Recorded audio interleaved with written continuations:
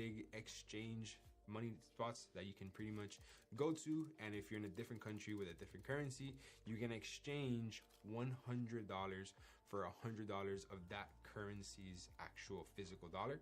We have all actually participated in the currency exchange participation, and this currency trading happens every single day. I'm talking trillions of dollars. Yes, trillions, not millions, not billions, trillions of dollars that are being exchanged every single day. To have the exact number, it's actually $6.3 trillion is moved in the market every single day. So when you're trading the foreign exchange markets, you're trading one currency for another, but you're not actually buying currency tangibly. You're not going to get this money in your bank account, or you're not going to hold it in a reserve account or in a different exchange. You're not doing any of that.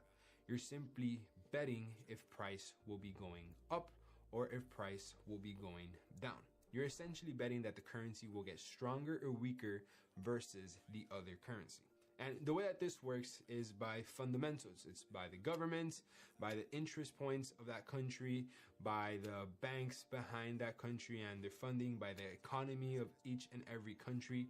And if the country gets stronger than another country, that currency will rise, making it stronger than the other currency. So there's a spread there that it will go up in value, and you make money on that spread. And let's say if a currency gets weaker than a different currency, then there's a spread that you can also make money on that as well. So for example, let's say that the US has had a recession and the euro is actually in a booming market. That means that the US dollar is going down and that the euro is going up. This is where you would want to buy the euro and where you would want to sell the dollar, because the market is clearly bad with the dollar. So you want to put sells in that the dollar will go down, and you want to put buys in that the euro will go up because it is doing better than the dollar. It's almost a win-win scenario because the fundamentals are driving price down for the US dollar and driving it up for the euro. Now, bear in mind, you're not only just buying the euro or you're just only selling the dollar. You can't do that. You have to bet on a currency pair. What is a pair? Well, it's, two things. It's like when you have a pair of shoes, you have your left shoe and your right shoe. If you have a pair of sandals, you have your left sandal and the right sandal. So when you have a currency pair, you have one currency pair and then another currency pair. And what they're doing is they are together battling each other. Who gets stronger than the other? Who's driving price up and who's driving price down? So for example, let's use Euro USD, which is the most known pair in the whole entire foreign exchange market. It is the most traded currency pair in the whole entire market. It has the most volume and the most movement, meaning that there's more opportunities and how you can actually capitalize off of it, but more on that later in this video. So when you're actually trading the foreign exchange market, you have to trade on a currency pair. Euro USD. If you were to buy Euro USD, you are betting that the euro is going to get stronger than the dollar because the euro drives price up. And if you were to sell Euro USD, you are betting that the dollar will get stronger than the euro. And that is because in the Euro USD pair, the euro is the base of the currency pair, and then the USD is the quote. So basically the euro is what drives the price up, and then the USD is what drives the price down. So if you see the price going up, that means that the euro is getting strong. And if you see the price going down, that means that the USD is getting strong. So if you want to bet on the dollar getting stronger, you have to sell Euro USD because the US dollar is going to get stronger than the euro.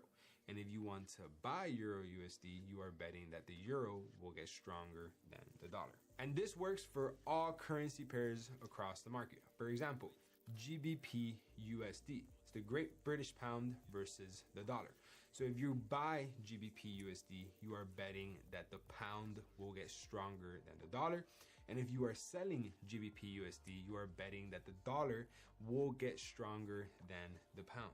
And in the foreign exchange market, there's thousands of pairs. I'm talking literal thousands. Like you can have the US dollar against the Mexican peso. You can have the Mexican peso against the Russian dollar. And that is the beauty of this market. There are so many different types of opportunity because there is so much more money being moved than the stock market, than the futures market, than even the crypto market. There is $6.6 trillion being moved every single day because this is a market of the whole entire world, of all the currencies in the world combined in one single market.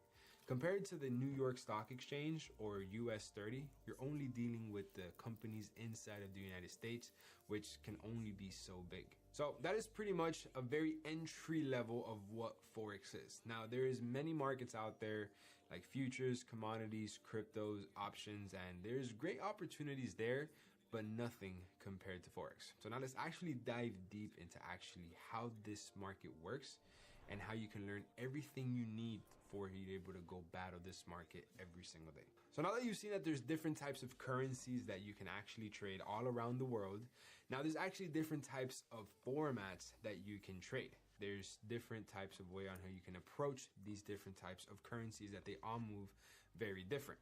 So to begin with, you have scalp trading, which is known as the lower time frame traders. These are the traders that have the faster movements, that they're in the market a lot less time. They have a higher win rate, but a lot less of a risk to reward. These are traders that usually are kind of stuck in front of the market the majority of the day or the majority of the night, that they have to dedicate hours sitting in front of the computer to just find one little good opportunity because they're only in the market probably within 1 to 2 hours of the market movement, which they can either be winning very fast or losing very fast.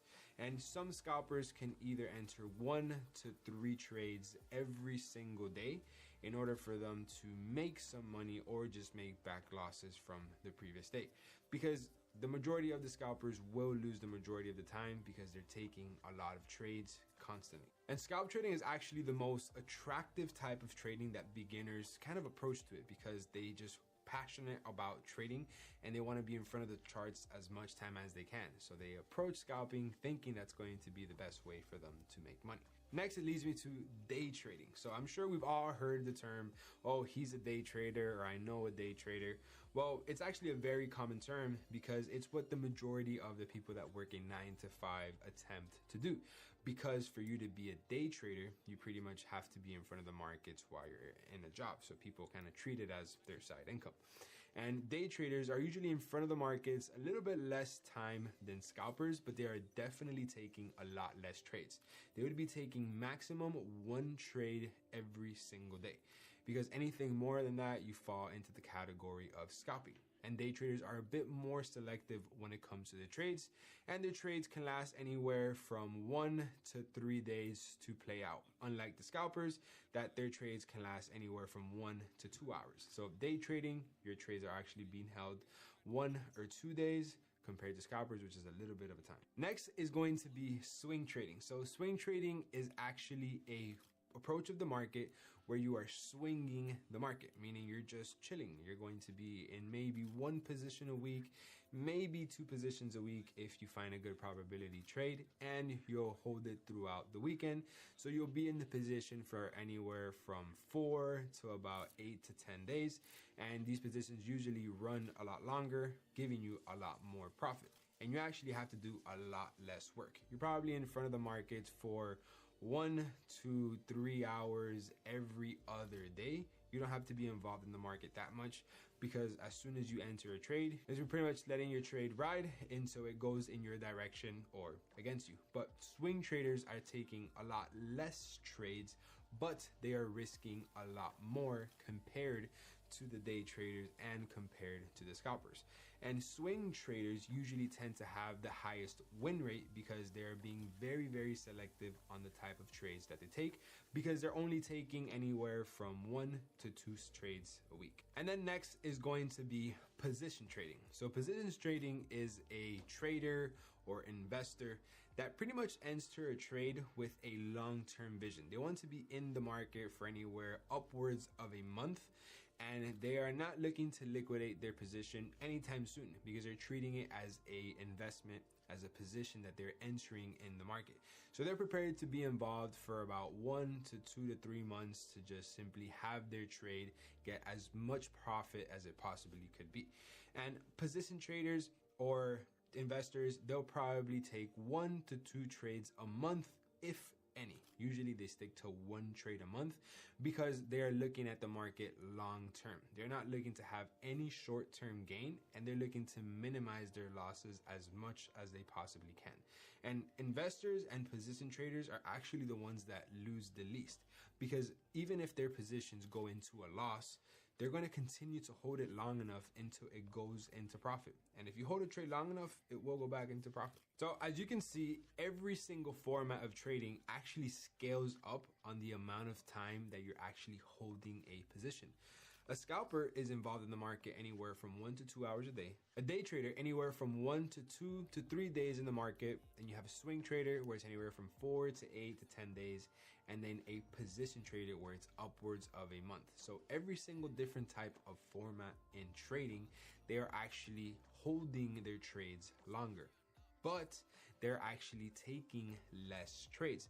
So as the formats, they scale, so does the time they hold the trade, but the amount of trades they take is a lot less. And all of these different formats you can actually apply to all of the markets. You can apply it to foreign exchange trading, to commodities, futures, options, crypto, everything that has pretty much a chart with candlesticks that go up and they go down. But the best one, and the one where I've had the best experience and the most success, is going to be Forex trading. That is because it offers the best things that no other market can offer. It has 24/5 access, meaning you can trade Monday through Friday, any hour out of the day. So if you work a job, you can trade when you get out of your job. If you're up late at night, you can trade late at night. If you're up early in the morning, you can trade early in the morning.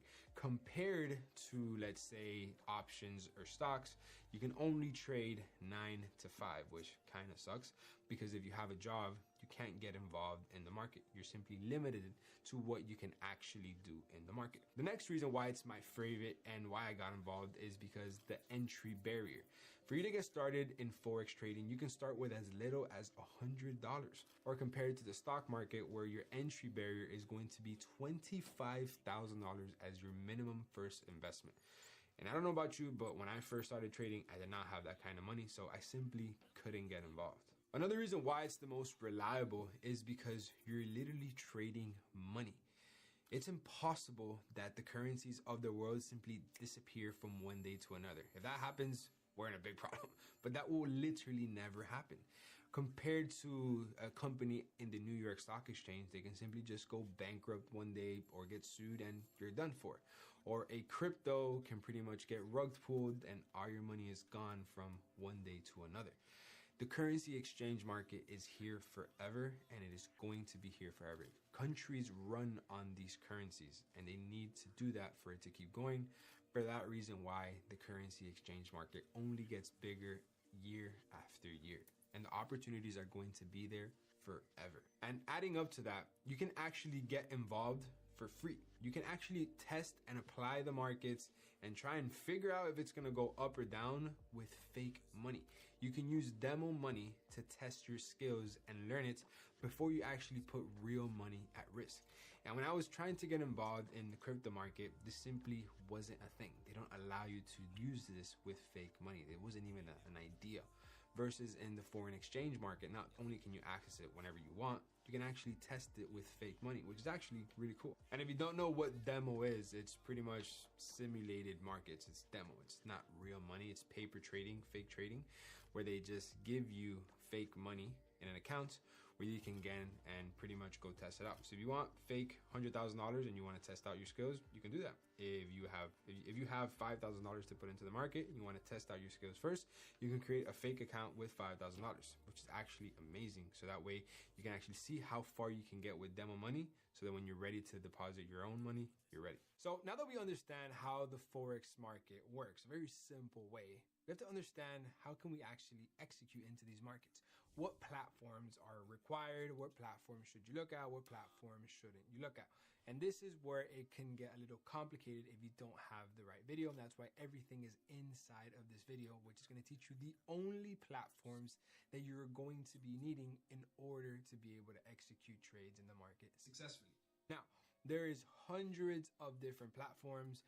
There is thousands of different people directing you to different places, but these are the only platforms that I have personally been using for the last 7 years trading in the markets, and I have never ever needed anything else when it comes to actually executing in the market other than these platforms. And I've made probably around $10 million on just using these two simple platforms. You do not need anything else other than these two platforms that I'm going to be explaining now. And then obviously a third one that you will have to do your own due diligence on, but this is going to make sense in just a second. The first platform is going to be TradingView. So TradingView is pretty much what its name says.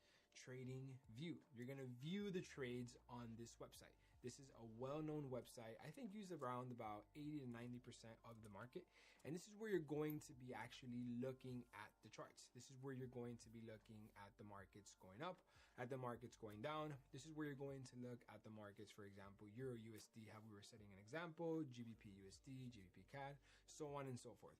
Now, this platform is strictly and only to simply just look at the market. This is where you're going to be identifying if you're ready to buy or if you're ready to sell. But you will not be entering a buy or sell on this platform. It's something that the platform offers, but I personally have never used it. Neither has anybody in my community, or I've heard anybody of ever using it before. It's something that they offer, but I personally rather stick to the different options that I'm going to share with you now. So TradingView, to keep a very simple example, is just somewhere where you can view the charts. And this is a platform where you're only going to be looking at stuff. You're not going to be executing other than just things you will be drawing on the charts to identify if there's a high probability of it going up or a high probability of it going down. This is where you will be doing your charting. This is where you're going to pretty much spend, I'd say 90% of the time that you're in front of the markets will be on TradingView. Because when you actually execute a trade, it will be on a different platform. And you're not going to be looking at the numbers on the screen. You will simply be looking at the charts, because what's on the charts will reflect on the numbers on the screen, which will be on your phone or your computer, wherever you decide to actually take the trade. But TradingView is simply just so you can see the charts, whether they're going in your favor or against it. And the simplest analogy that I can put is like you right now watching this video. You're watching this video to intake the information that I am giving you, so then you can learn and then you can go execute in the market. But you're not executing a trade on YouTube. You're not doing anything on YouTube other than simply getting educated and absorbing the information that I am giving you, or that you're simply watching on YouTube. And you can watch the video in a bunch of different formats. You can watch short-term videos, you can watch long videos like this one, you can watch it in theater mode, in full screen mode, or on your phone. So there's different types of ways on how you can intake this information.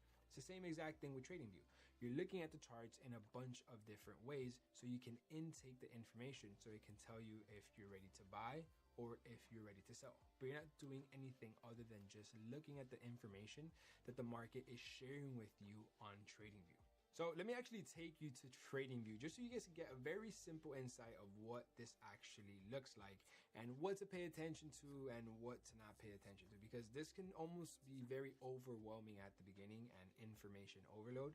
And trust me, it happened to me, and I almost kind of got intimidated and didn't even want to look at it too much because I just didn't know what to look at.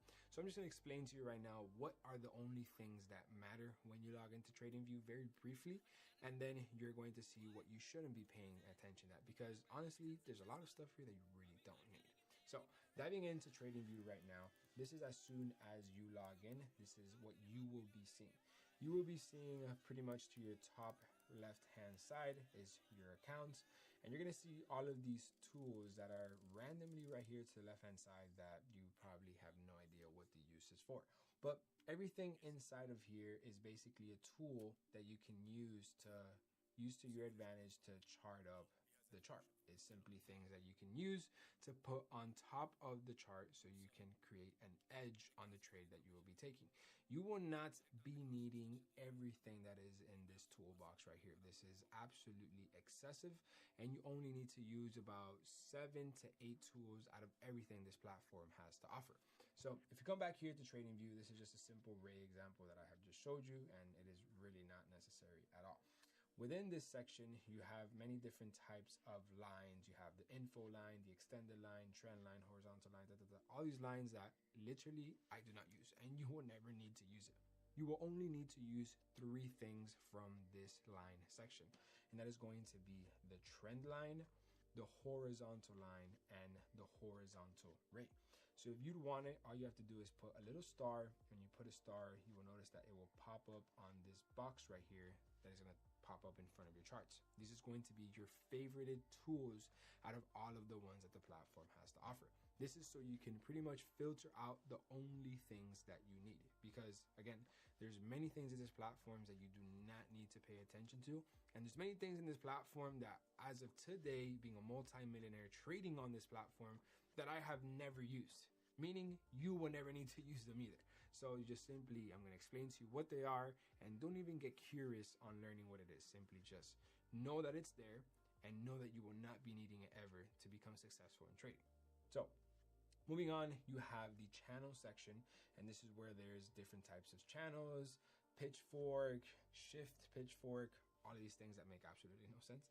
And all you have to do is just completely ignore it. You will not be needing anything inside of the line section other than these 3, because this has no indication to creating an edge in the market, how I have been trading for the last 7 years. Now, there's might be some strategies out there that do, but the majority of them don't really use it, especially mine.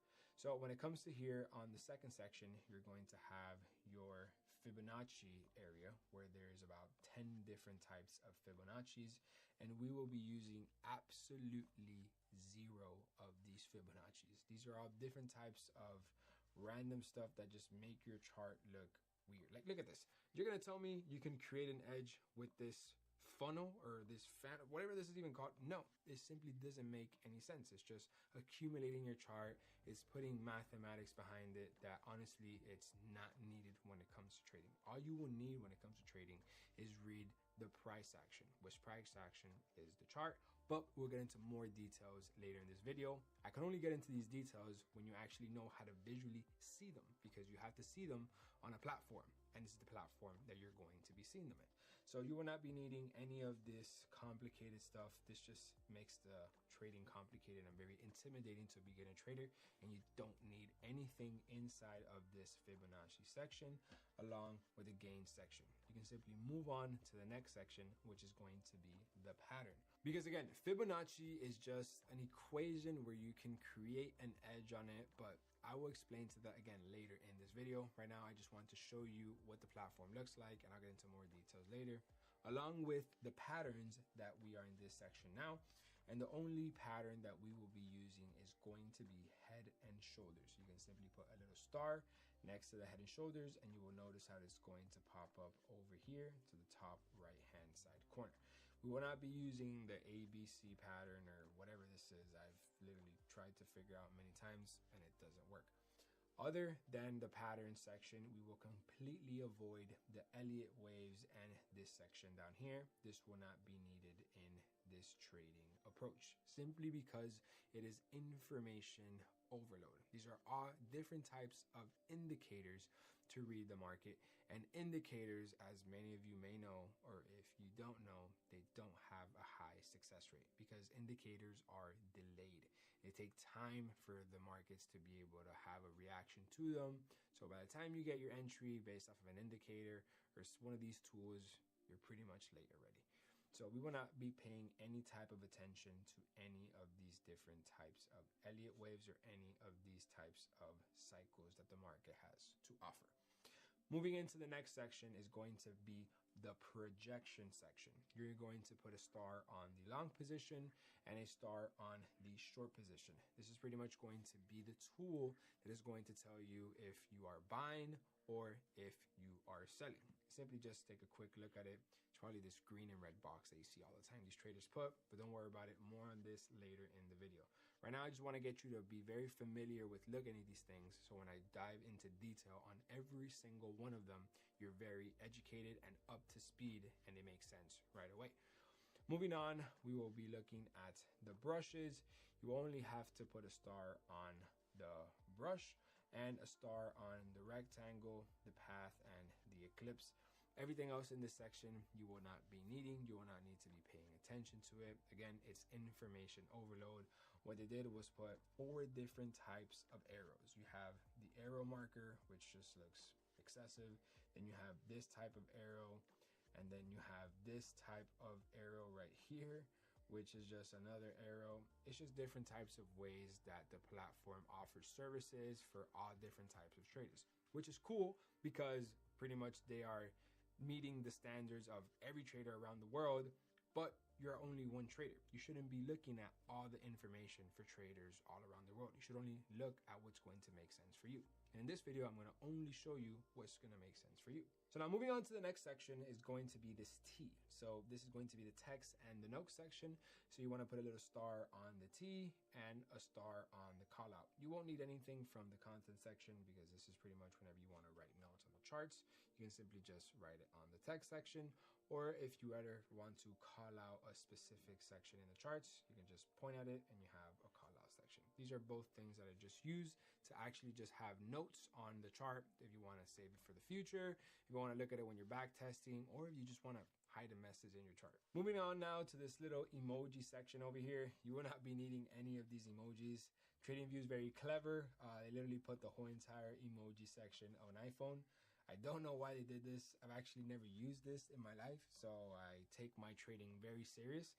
So I will not be putting any emojis or any hearts or anything on my chart. I keep this strictly to business, and I only look at the stuff that matters. This clearly does not matter. Imagine putting like a smiley face or a winky face on your chart, and then when you go show your friends your trades, they see that and they're like, what the hell? Yeah, so you don't want to focus on any of these emojis. Moving on, you have the measurement section. So you can't put a star on this because it will permanently stay on this section right here. But this is where you'll be measuring the trades, whether how long they are, how many days, the actual percentage it went up or the percentage it went down. This is the measurement tool that you can use to measure pretty much everything when it comes to the markets. And we're gonna explain later in this video how you can actually use it. Just this is what it is. This is the zoom in and zoom out. I have never used this button and I will not be using it today because I am not interested in using it. I have never used it. This is a magnet. I have no idea what this is good for. I have never used it in my life, so we will not be paying attention to this at all. This is going to be the stay in drawing mode, which I also have never used in my life, and you will not be needing it. It is absolutely pointless. Along with this lock all the drawing tools. I never use this in my life, and I do not plan to ever use it as well, and I have not used it to this day. Moving on, this is going to be the hide all drawings. This will be a button that I use frequently when I usually have a lot of stuff in front of my charts. Let's say your charts are a little bit accumulated and they're a little bit, clogged up, and you want to clear it up just for a second. You can just click this button and it will clear it up, and you click it again and it brings all of your indication of the charts back. So again, you can't put a star in it. You can simply just click it and it will disappear your trades and tools and then bring it back whenever you need it. So we don't really use it, but it's good to know what it is. And then next is whatever the hell this is. I have no idea what it is. I've never used it. And then obviously, which is the trash section, you can simply click the trash and you can remove all 3 drawings, 1 indicator or 3 indicators, or simply if you want to delete something, you can just click it and you can click the little trash button, which will pop up right here. And then you can delete it if you want to delete 1 thing at a time. And then the last button in this chart is going to be this little star to the bottom here. So as you can see, it says show favorite drawing tools toolbar. So this is our favorite tools. So this is our favorite toolbar of our trading tools. If you want to see it, you have it there. If you don't, you simply click the star and it'll disappear. If you want to bring them back, you simply click it again and it will pop up again. So for the majority of the time, I say 99% of the time, you're going to have this star open because these are your tools that you're going to use to analyze the markets to tell you if you're interested in buying or interested in selling. So this is everything that you will be needing and what everything pretty much consists of this left-hand side on TradingView. Moving on now to the bottom right of the screen, you're going to see this stock screener. I have no idea what this is. I'm going to click it just for this video, and I guess something popped up down here. I have no idea what this is. We don't trade stocks, so I will not be paying attention attention to this ever, and I have never paid attention to this. Same thing goes for the Pine Editor. Same thing goes for the Strategy Tester and Trading Panel. I have never used any of these tabs in my 7 years of trading the markets, so there is absolutely no need for this information here. Along with this 1 day, 5 day, 1 month, 3 months, 6 month, year, 1 year, so on and so forth, you will not be needing to pay attention to this because we will be looking at the time frames that we need in just a second. So this section, pretty much all down here, sums up of nothing. We will not be using absolutely anything from this section here. Moving on to this timer right here. This is currently the timer of where I am right now. As you guys can see, it is currently 2:34 in the morning Miami time. So yes, I am recording this video at 2:30 in the morning to show you guys how hard I put my time into the value that I provide to you guys. It is currently a Friday night and I can be out partying or clubbing and having fun, but I'm like, you know what? I want to make this video for an Alex when 7 years ago he wanted to get started in trading and he wanted to know everything in one single spot. He wanted to make sure that he didn't have to go watch 100 other videos and see if he can piece everything together. So I'm making this video for you guys right now, pretty much at 3 in the morning, so you guys can just watch this one video and have absolutely everything you need to learn trading and apply it to the markets. So make sure that you listen and pay attention to the things that you need and to the things that you don't need, because I am making this so easy for you guys that you do not have to go watch any other video. Everything is going to be in this video from this point all the way to the end. I'm giving 100% dedication to this so you guys can have success like me and shorten your learning curve by years. If I would have had this when I started trading, I would have been profitable in my first 6 months. But everything happens for a reason. That's why I'm here making this video for you guys now. So now going back to the chart, this is the time zone of where we currently are. And then this is a little arrow to show the panel, which I have never used. And this is just a maximize panel, which I have never used either. I have never used anything of this bottom section over here. This section over here to the right hand side is pretty much information about the currency pair that we are interested in trading. Now again, keep in mind, a currency pair is a pair of two different types of currency. The example that I was setting earlier was Euro USD, which is the Euro dollar versus the United States dollar. As you guys can see, this is Euro USD, the Euro versus the dollar. This is a Forex major pair. This is currently the asking price of this market, and this is just simple performance standards that the platform has to offer. I have never used any of these stats in my favor to enter a trade or to get out of a trade. I have never used this in my life. Usually what I tend to do is just put this note section so it can just not distract me and I can write whatever notes that I want right here. But I have never used the actual information that they apply when they're showing you the currency pair. As you guys can see, moving up a little bit more, you can see all of these different currency pairs. If I were to click a different one, this is the Euro and the Japanese Yen, Euro JPY. You can see the two different countries right here. This is indicating a strong buy, and I'm telling you right now, 90% of the time this doesn't work. So there's no reason why you should ever be paying attention to it. So I skipped this little section right here, which is a metric section, which is literally where we are right now, the notes section, and then this little 3 dots. So I have never in my life ever used any of these buttons. They're absolutely pointless and they are needed for nothing in order to become successful in trading. Moving on to this bottom section right here, I guess this is an help center. I have never used it as well. And along with a calendar, which I have never used in my life when it comes to trading, especially on this platform. Moving on up here, every single one of these buttons to the top right side of TradingView is absolutely pointless. I don't know what any of them are, and I have never put any time to even knowing what they are, because from the moment that I came into trading, I just wanted to focus on what matters. I wanted to focus on what I was trading, and what I was trading is the chart. It's literally these candlesticks that are in front of you, this price that's going up and down. You're not trading all these different options. It's information overload. The only thing you will be needing is this top right button, which is going to show you your watch list, which will be the pairs that you are interested in trading. Now, what pairs should you trade? What pairs shouldn't you trade? I'm gonna explain more on this later in this video, so make sure you stick around. And if you haven't subscribed, hit the subscribe button.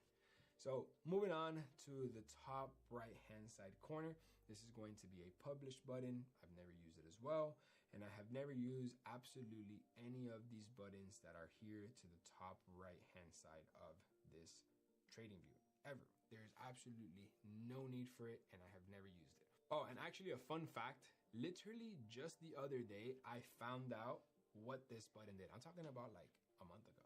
I figured out you click this button and it just zooms into the whole screen. That's how I did that right there. That's how I literally put the whole screen on that monitor. I didn't know how to do it before. I just started clicking random buttons and that popped up.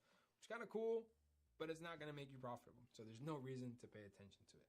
So if you lose your list for whatever reason, you simply click this button and it will pop up right there. Moving on to this blue list, this is where you're going to list the pairs that you will be trading. You can have a red list, an orange list, purple list, blue list, whatever color list that you want. Currently, we are on my blue list, but this is pretty much almost like filtering out your contacts. If you want to have contacts that are your favorites, if you want to have contacts that are primary, contacts that are secondary, they're all the same in the same contact list, but some are in the priority, others are not in the priority. Well, this is the exact same thing, but instead of putting it by different sections, it's by different colors. Moving on to this different button, this is going to be the symbol section. This is going to tell you exactly what symbol you are trading, whether you're trading Bitcoin, NAS, Euro JPY, Euro USD, the list goes on. It just indicates to you that this section is the symbol. This is last, change, and change again. I don't even know what any of this stuff are. Absolutely pointless to me. Along with these three buttons right here. I have never used them, and I do not plan to ever use it. That's as far as my knowledge goes with it. Continuing to the middle top section of the screen, you can see how there's these two little arrows. So if you've ever used Excel, if you've ever used Word, and you make a mistake and you want to go back, you simply just click this back section and it will go back for you to where it was previously on the chart.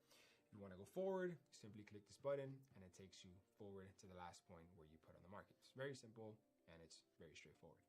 This is going to be the replay button. So I'm going to explain more on this when we actually get into the back testing section of this video, because this is the back testing button. This is where you can click it and you can immediately back test the strategy as far back as you want. Let's say if you were to want to back test to right there, the market will pretty much reset to that point, where then this bottom section will pop up where you can pretty much start playing the market and start creating, you know, an edge on the strategy that you're testing, or just to get confidence and learn how to read the charts over time.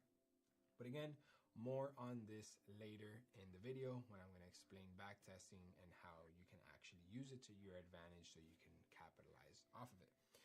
Next is going to be the alert section. So this is when you want to place an alarm on the charts. Let's say on Euro JPY, you want to place an alarm once it crosses a certain price. You simply come here and you can just put enter, and you will notice how the alarm pops up right here in the middle of the chart because you just placed it. But again, more on this later in the video when I talk about setting these alarms at strategic points, at an area of interest, support and resistance, all of this stuff, which is going to make sense later in this video. So don't worry.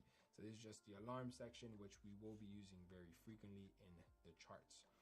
Next is going to be this little square button, which I have never used in my life and I do not plan to.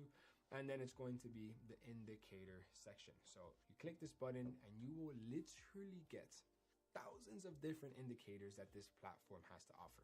And you will only be needing one. And this one I'm going to explain as well later in the video. So in here, you can pretty much just search up whatever type of indicator you want. You simply just put indicator, and it will literally show you thousands of different indicators that this platform has to offer, but you will only be need to using one that is going to make you successful. Moving on to this section right here, these are the different types of chart ways on here you can read the chart. You can read the chart on bars, candles, hollow candles, volume candles, all different types of candles or lines or different ways how to read the price that the market is showing. And you will only be needing two. which is going to be the candlestick section and the line section. So you'll be putting a little star on that, and then instead of it popping up on your tools, it is going to pop up on this section up here.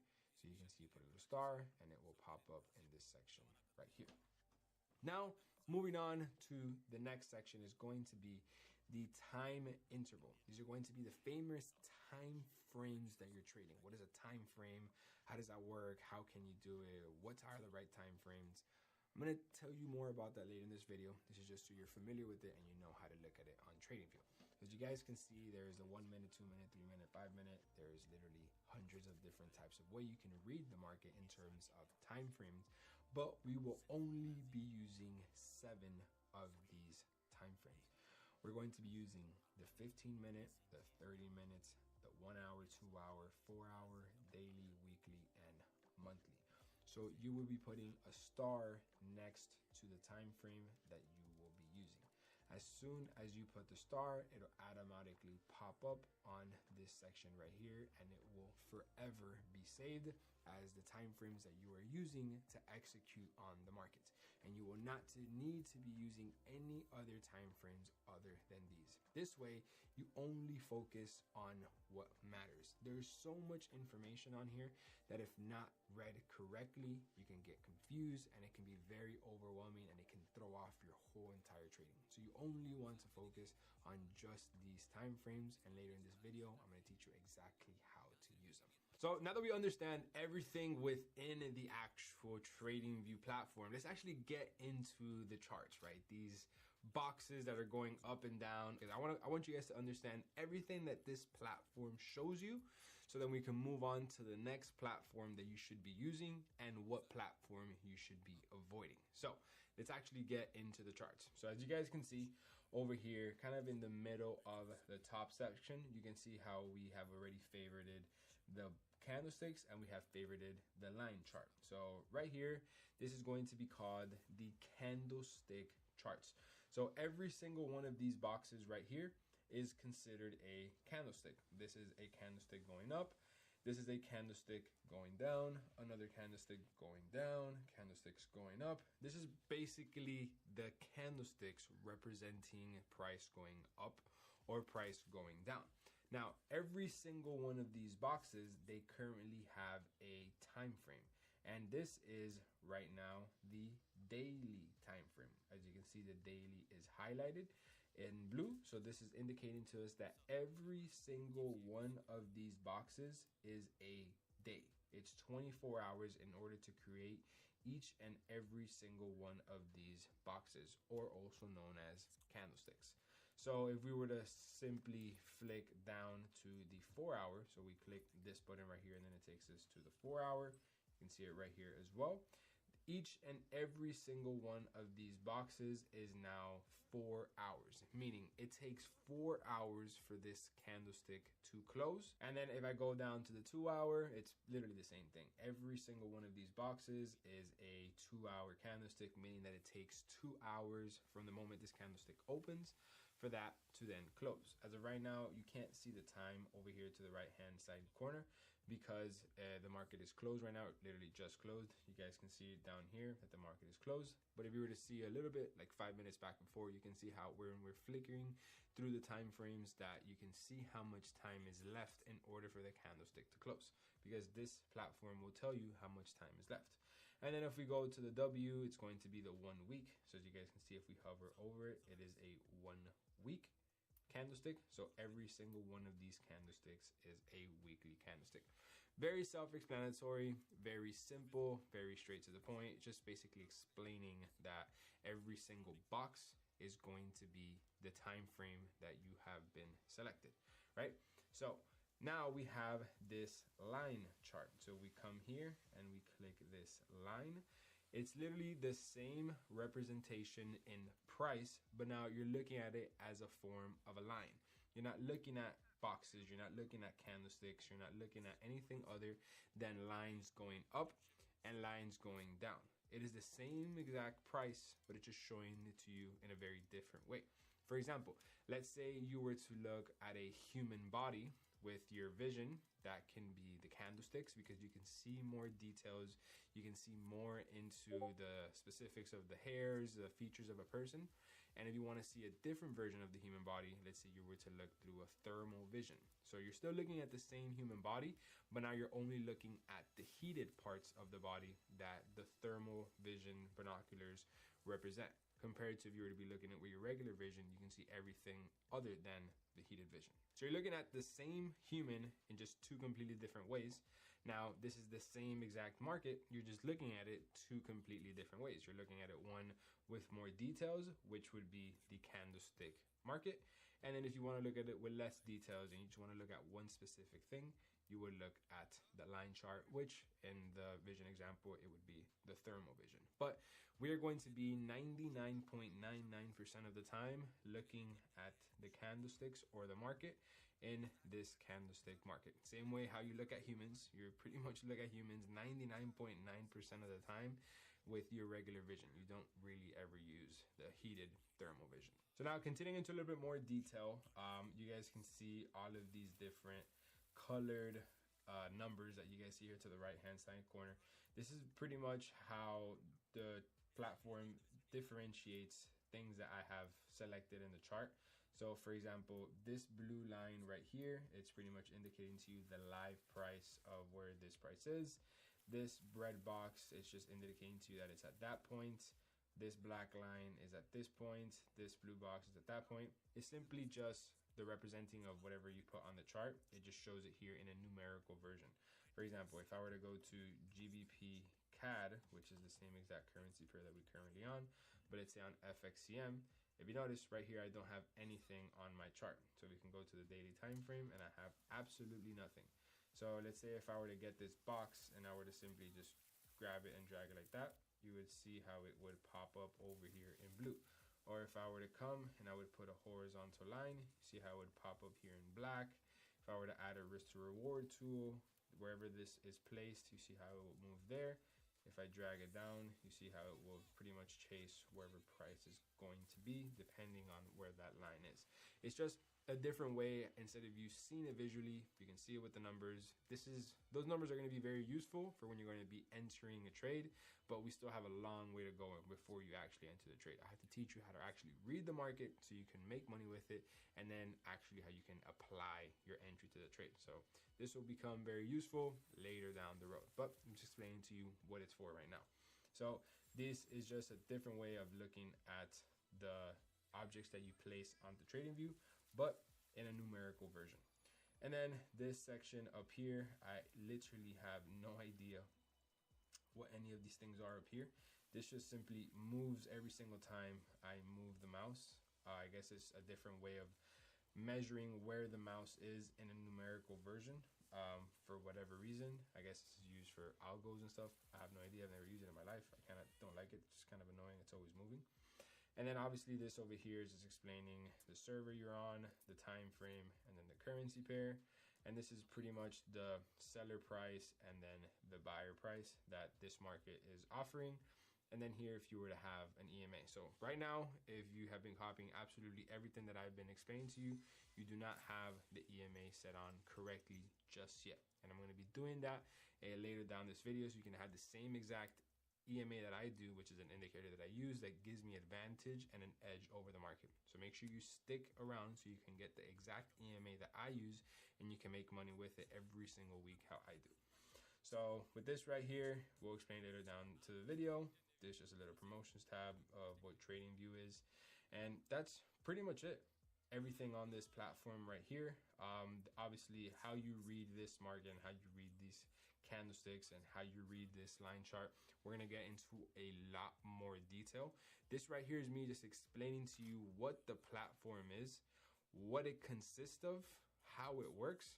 Now after this, I'm going to explain to you exactly how you can learn and make money with these stuff. But before that, I have several other platforms that I have to show you for you to use so you can take it to your advantage and you don't have to get lost in other platforms and waste time learning things that you simply don't have to learn.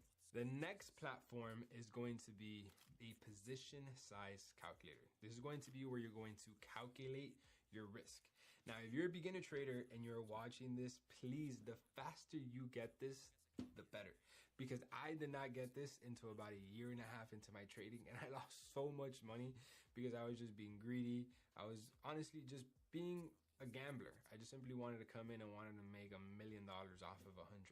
And just because the opportunity is out there to do that doesn't mean it's a sustainable way to trade. And it definitely is not something you're going to do for the longevity of your journey. So this platform that I'm about to show you is going to give you a reality on how you should trade and how to calculate your risk correctly. So this platform is going to be called Position Size Calculator. So as you guys can see, I come up here to the top right corner.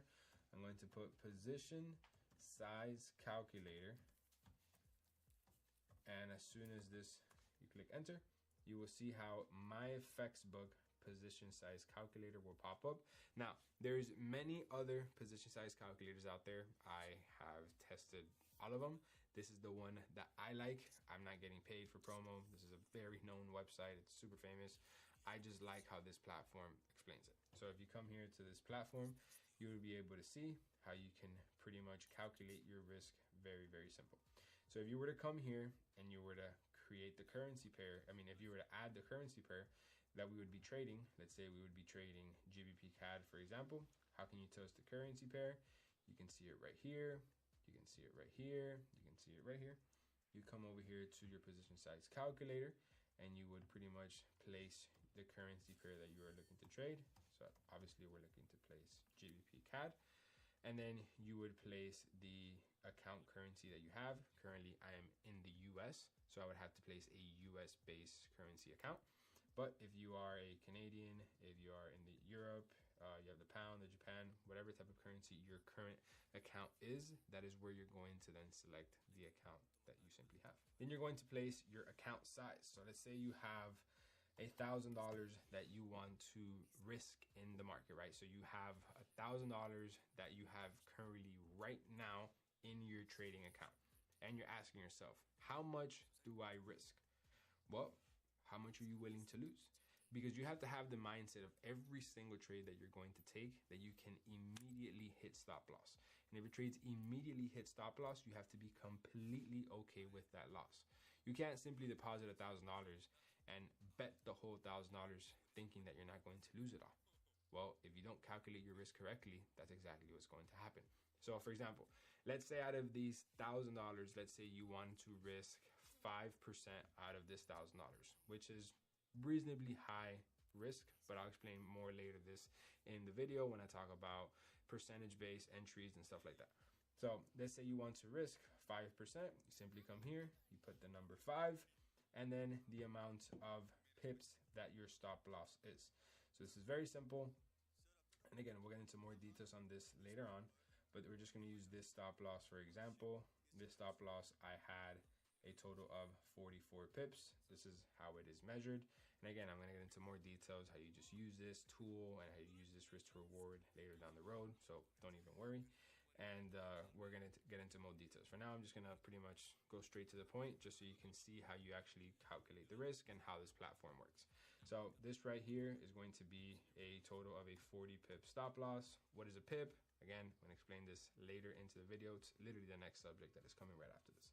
So right here, you would have a 40 pip stop loss, and then the lot unit would always stay 1. I'll explain this as well later down the video. You simply click calculate, and then boom. You're going to risk $50 on your account, and this is the units or the lot size that you're going to use. It's that simple. All this platform does is calculate the risk that you want to place on your account, so you can place the amount of units or you can place the actual lot size that you want to bet on this trade. Whether you're going to buy or whether you're going to sell, the same exact thing applies. As you can tell right here, there's no different option that you can put, oh, if I'm buying or if I'm selling, because the risk should be the same, whether you're interested in buying or you're interested in selling.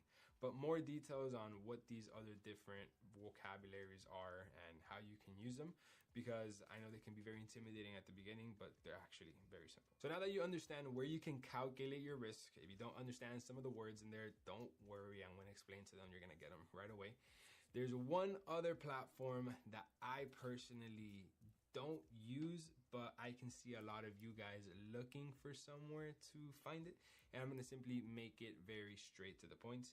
I don't use this platform anymore because I'm a successful and profitable trader and I don't need to know these things, but I can understand as a beginner trader, it can create curiosity and you want to know where you can get a reliable source that's gonna give you this information. So I'm gonna give you the third platform, which is gonna pretty much tell you where you can find all the fundamentals and if they're going to be good, if they're going to be strong, if they're not going to be strong. This is so you can know exactly what's gonna happen in the news section of trading. With my strategy and how I trade, I don't use this at all. But at the beginning, when I was learning to trade, this platform made things so much simpler that all I had to do was just go to this one place and I would know exactly what's happening for the next 2 to 3 weeks with news articles, and it would simplify things a whole lot. So we don't trade with news. We don't need it at all. But I'm going to explain to you how you can simply learn how to read it if you're simply curious about it, and you don't have to waste time looking at other platforms and simply just wasting your time. This one platform does absolutely everything. Now, this next platform is going to be called forexfactory.com. So again, this is not a paid promo. I wish these guys would be paying me right now for this video. They don't, but they've been around for years, even before I got started. So this is Forex Factory, which is going to be the platform that will tell you exactly the news that is going to be happening in the markets. So you would want to come here to calendar of the actual Forex Factory. As soon as you come to the calendar, you would want to then click over here, this filter section. And on this filter section, you want to then only have favorited the red news articles. You can have favorited all of them, but they simply won't be effective. These are all different type of news articles that are going to come out. They're going to simply affect your trade for good or for bad. You simply will never know. I have tried to create an edge around this and it never works because you never know what's going to come out on the news. You can have an idea, but you're never going to have absolutely any idea. There's no facts behind that. You don't know what's going to happen until the news comes out and says what's going to happen. So there's simply no reason you should be wasting your time here, but it's a good way to get educated and just simply be aware of when it's going to be coming out. So back to the platform, you guys can see how it tells you the day that the new article will be coming out, and it will be telling you the time along with the currency pair that it's going to be affected and the impact that it will have and what it is related to. As you guys can see, they have a potential forecast of what they believe it can be and what the previous time there was a news article like this was, and then the actual outcome, but the outcome only happens after. If I were to simply go to the next week, let's say if I were to click here on this week, you guys can see how Sunday, April 7th at 7:30 in the afternoon, there's going to be news about the Japanese yen with a yellow impact news, which really does absolutely nothing. It's literally somebody probably coming out and saying, hey, we're doing great, or hey, we're doing cool. It does nothing. So this is a news about the average cash earnings, which as you can see, the previous time it was 2.0%. They forecast, they believe for it to be 1.8, but the actual you don't know until the news comes out. Usually, sometimes they're good, sometimes they're accurate, but at the end of the day, it does nothing for your trades. If you notice right here, they predicted this one pretty well. They predicted this one pretty well. And these are all different types of ways that you can simply confirm if your trade's going to be going in your favor or going against it. I don't know. I don't really ever look at it. But this should be the only one-stop shop platform that you should look at if you're interested in looking at any types of fundamentals when it comes to the news. And if you notice, if you just want to focus on what matters, you simply come here and you exit it out of all of the news articles that are not the red ones, because these are the only ones that will have impact towards your trades. And this is the only section that I look at on Forex Factory. I have never used the forums, the trades, the news section within itself, the market, the broker, like none of these stuff I have ever used inside of Forex Factory. I only used to come in here to know when is a news going to come out and at what time, and does it affect my trade? And I know this might be something very direct and you might not make any sense right now, but I will circle back to this later into the video when we're actually entering a trade, when we're gonna have our percentage-based entries, and there you can add this or not add it. But this is basically a one-stop shop where you're gonna pretty much know that some things can potentially go down X date at X time, and they're gonna be talking about X type of currency pair. Now, if you want to use it to your advantage, you could, but just know that there will never be absolutely any guarantee that you can create an edge on it, because there is clearly no confirmation until the news comes out. So far, we have 3 different types of platforms. The first one is going to be TradingView. This is where you're going to physically be seeing the actual markets. The second one is going to be MyFXBook Position Size Calculator. This is where you're simply going to be calculating the risk that you are going to determine if you're going to take the trade or not. And then the third one is going to be Forex Factory, which is going to be if you want to then use news to your advantage, or if you don't, or if you simply just want to be aware of when there's going to be news so you can avoid getting into a trade. These are the 3 platforms as of right now that I have been using for the last 6-7 years, and they have worked perfectly. Next, I'm going to be talking about one more platform, and it's the platform where you actually execute the trade. And this is going to be MetaTrader 4 and MetaTrader 5. I'm sure you guys have heard of it before, or you guys have seen screenshots of these gurus showing $25 million on a phone and all this stuff. And this is actually a very well-known platform. It's pretty much what 99% of the industry uses. It's actually the only platform I have ever used, and it is very simple and it is very straight to the point. And this is where you will actually be executing the trade. So if you analyze a trade on TradingView and you calculate your risk on MyFXBook, where do you actually plug in your trade? Well, you'll be plugging in your trade on MetaTrader 4 or MetaTrader 5. What's the difference between MetaTrader 4 and MetaTrader 5? MetaTrader 4, think of it as the iPhone 11, and MetaTrader 5 as the iPhone 15. It's simply a much bigger, updated, and newer version. I personally still use MetaTrader 4. I like it. It's very comfortable to me, and I don't have a reason to update to the next one. I simply like it. Some people like the newer one, some people like the older one. To each their own, but they both have the same exact functions. MetaTrader 5 just looks like an updated newer version. MetaTrader 4 simply looks like the first version. The buttons, everything is absolutely the same. The speed, execution, everything is exactly the same. So there is a web version of this, which is for a computer. And then there is a mobile version for this, which is for your phone. This is pretty much where you see the majority of people doing it. I have only done it on the mobile. I did it 3 or 4 times online. I didn't really like it. It's like very old, but I like it on the phone better. It's very accessible. It's very straight to the point. So this, I'm going to actually teach you how you can use it when we're going to take a trade together in this video. So you have to make sure you stick throughout the whole entire video, because we're going to actually take a trade together with what I'm going to teach you. And as soon as I'm going to take the trade, then I'm going to show you how you can use the platform to your advantage. So now that we added MetaTrader 4 and MetaTrader 5, this is where you're going to actually execute onto the trade. This is where you're actually going to enter the position that you're analyzing on TradingView. Now, these are all the platforms that you are going to be using pretty much every single day.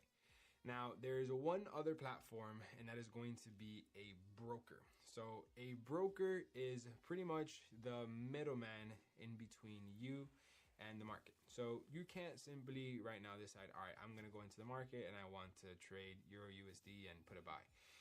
That's not how it works, because the market doesn't accept retail traders, because you need to have hundreds of millions of dollars to get involved in a $1 trillion market that moves that every single day. So that's where the broker business came in, that the big markets give liquidity to the brokers, so then you can execute smaller positions as a retail trader, which is what you are watching this video, what I am, and what pretty much 70% of everybody inside of the market. The big banks are the main ones that move the market. Retail traders don't do much. So this is where the broker is going to give you a fee for executing your trade into the market. So picture you over here wanting to enter a trade. And then this is Euro USD, the trade that you want to enter. You simply can't just go from here to the market. It's not how it works. There has to be a middleman. and that is going to be the broker. So you have to go to the broker, you tell the broker the trade you want to take, and then they will execute it into the market. So the way that this used to work before used to be based off of phone calls. So people would simply get on a phone, call the broker and be like, hey, execute this trade for me. This is where I want to get out. If I'm wrong, this is where I want to get out if I'm right. And that's where you would see the Wall Street people pretty much, running everywhere on the phone with these paper slips, because they would have to go to the broker with the slip so they can execute the trade for you. Well, that was like 100 years ago. That's not how this works anymore. The way this works now is simply through a couple of touches on your phone, because obviously that method wasn't being super productive and it wasn't targeting the masses of retail trading. It was a logistical mission. So the way that it is done now is you simply go to a broker, you deposit your money into a broker, and when you deposit money into the broker, you simply find the currency pair that you want to take the trade with, and you execute the trade. Now, you're going to see that immediately when you enter the trade, you're going to be negative in a position. Why? Well, it's because the broker business is on a spread. In order for them to connect you from the broker to the market that you want to be trading, they charge a fee. And that fee is going to come immediately as soon as you take a trade. Simply how the industry works and how the broker business works. And the simplest analogy that I can put are like tolls on the highway. When you want to get from point A, which is your house, to let's say point B, which is going to be, let's say, the beach, in order for you to get there, you have to go through the highway. You can't just simply cross from your house to the beach. No, you have to go through the road. And in the road is going to be a toll, which you have to pay a couple of cents or $1. Obviously, depends what country of the world you're in, if you even have tolls. And this toll is going to charge you a fee so that you can get, obviously, to your location. So this is a simple example of how to understand what the broker does. Obviously, the toll does nothing for you. You have to drive yourself to the destination, but it's the cost of you having to go to the beach. Whether you get to the beach or not, you still had to pay that toll. Whether you win or not, you still have to pay that fee to the broker because they executed you into that trade that you wanted to take. Now, what broker should you use, or what broker do I use? So I am not going to recommend anybody to any broker. There's 100 million brokers out there. There's 100 million regulations. There's 100 different million everything. I personally do not want to recommend you to a broker simply because I don't want to have any affiliation towards where you put your money into. I don't want to get paid off of a code. I don't want none of that stuff. And trust me, it would be really nice for me to do that because I can easily make hundreds of thousands of dollars a month by referring you to a broker. But I'd rather take the more genuine route and just simply let you do your own due diligence, and wherever you decide to go, you can go there. I make my money trading, and I want nothing to do with affiliation to brokers or to any platform that I simply have no control over, especially if they're going to be receiving your money that you're going to be investing to then scale. So I'm not going to recommend you to a broker, but the simplest things that you should look for a broker is going to be regulation and reputation. You don't want to go to a broker that is just getting started, and you don't want to go to a broker that is not regulated. It is not worth it. You want to go to a broker that has regulation, so they are at least held liable if something happens. I'm sure you've seen the biggest exchanges go down, the biggest brokers go down. Imagine how that works for unregulated brokers. Those things disappear in a heartbeat. So you want to make sure that you only go to platforms that are regulated and have the best reputation possible. But if you were to literally put a gun to my neck, if you go like this, the only broker I would ever recommend, and I'm not getting paid for this at all, would be Oanda. Oanda is the most regulated platform pretty much on the face of the earth, and the only one regulated in the US. Kind of sucks because they lower your leverage and they have a lot of restrictions because they're a super regulated platform, but your money is as safe as it could get there. If you want to know more about broker, please go do your own due diligence. And if you want to then find the broker, make sure they have as close to the requirements as Oanda does. So now that we understand all the different platforms that you need, the platforms that you're going to use, the ones that you're not going to use, what platforms should you avoid? And the platforms that you should avoid are absolutely all of them that are not these four. You do not need to look at any other platform that has not to do with these right here, because they are simply extra. They have overload of information. They are unorganized. They are excessive, and you don't need them to be successful. I have tried hundreds of them and they have been a simply waste of time and waste of energy, waste of resources, waste of money, everything. You don't need a trading journal right now. You don't need a place to track your trades. You don't need any of that stuff right now because you simply don't even know how to trade just yet. So how do you know what you're tracking is going to work for your benefit or if it's going to work against you? So you don't need any of that stuff right now. And even to this day, I don't journal or track my trades how 99% of the retail traders that lose every single month track their trades. I track them in a very different way, and I'll also explain that later into this video. But there's not going to be any other platform that you will be needing other than these four that I have just explained. So you want to avoid every platform outside of these four, simply because they're not going to do anything to your trading and make you any more successful if you were to add it to your trading system. You do not need it. I don't use it, and the thousands of my students don't use it either. So now that we understand all of that, let's talk about the different types of trading, because with the information that I have shown you, you can trade many different types of ways. And I'm not talking about technical ways or stuff with the charts. I'm talking about actual trading concepts. There's many of them, and these are the most known ones. The first one is going to be price action trading, which is going to be the charts that I have just shown you guys. It's these candlesticks that go up, that are blue and red, and the candlesticks that go down, or the line chart that goes up and down. The ones that we just explained in just a couple of minutes ago, that pretty much represent the feed price of that currency pair happening inside of the markets. This is going to be price action. This is how you can physically see where price is on real time in front of the chart, and everything that happens in the history, meaning the candlesticks that are left in the past or the lines that are left in the past. This is pretty much like the trail of where this price is headed. This is the battle in between both currency pairs, and they're leaving a trail behind when they're going up and when they're going down. And those trails you can use them to your advantage because there's patterns behind those trails. And this is the most known common way of trading, simply because it's the easiest way to spot patterns, because you can literally see them. You're seeing it happen again and again and again. And you're looking at these patterns through the way of price action. Price action, technical analysis, charts, it's all the same thing. You're looking at the chart, which represents price that the market is showing you in a form of a candlestick. Next is going to be market sentiment. So this is a type that I learned very early on, and I had extreme failure like this because it's kind of a crazy trading concept, and it simply consists of you trading against the majority. That's pretty much it. And there's websites out there that can tell you where 99% of the retail traders are. And since 99% of the retail traders fail, you simply do the opposite of what they do. So if 99% of the retail traders are buying, you will simply sell. That's it.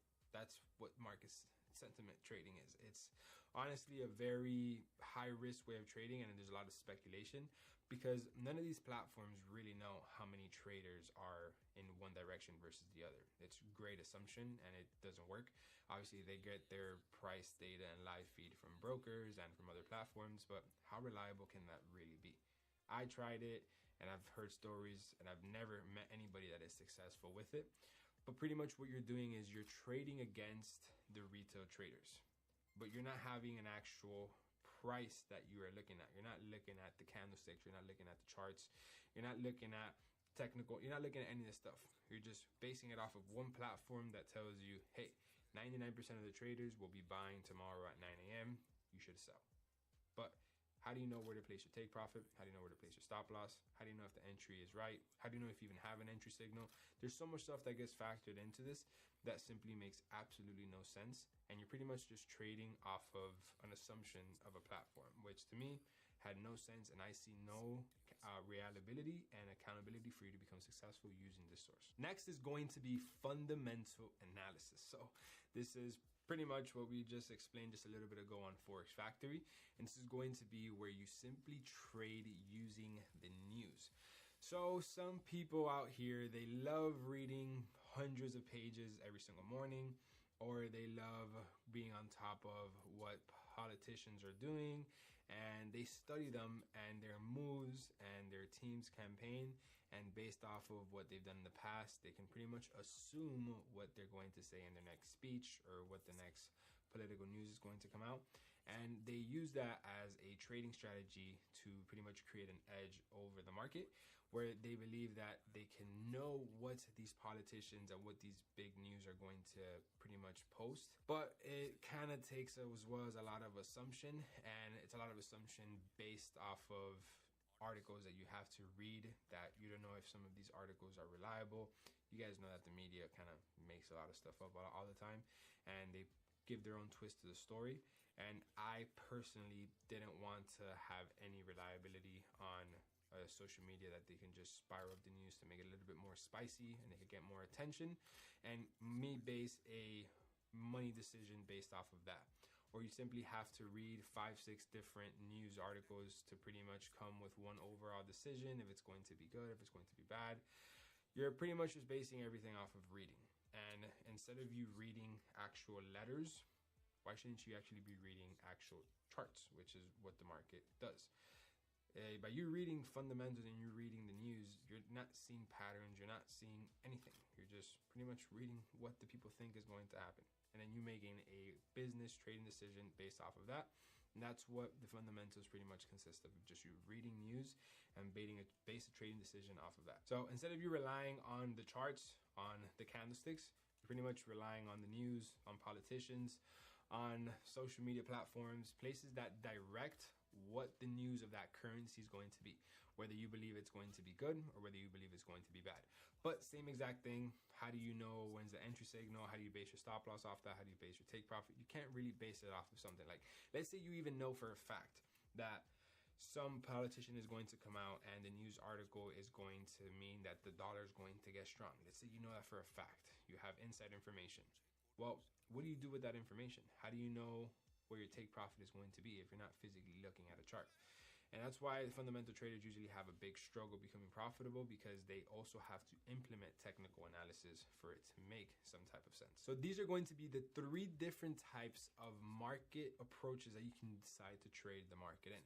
And for the remainder of this video, we're going to simply and solely only focus on price action trading, because it's what I have been using to become successful. And it's what 99% of the traders at the end of the day have to come back and trade, because you need to know where you're going to place your entry point, your stop loss, your take profit, so on and so forth. And don't worry, I'm going to get into a lot more detail on what these terminologies are. I just need you to know exactly what we're going to be learning so you can learn these terminologies with the type of trading that we will be doing. So now comes the official first step of technical analysis and price action, which is going to be trend. And now, let me just say this right now, and you guys can literally get a sticky note and write this down. The trend is your friend. The faster you know this, the faster you will become successful. And I wish I paid attention to this at the beginning. If I would have done this at the beginning, it would have saved me so much time, so much money, because I wanted to be that guy that went against the trend. And if you were to just think about this outside of trading, when you think the trend is your friend, the first thing that should come to your mind is the ocean current. If the ocean current is going east, you simply swim east. If the ocean current is going west, you swim west. If the current is going west and you want to swim east, you're gonna have a really hard time.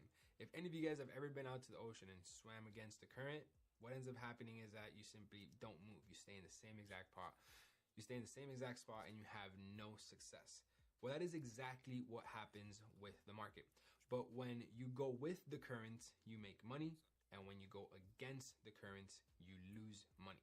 When you go with the trend, you make money. When you go against the trend, you lose money. The trend is your friend. This is the number 1 thing that you need to know.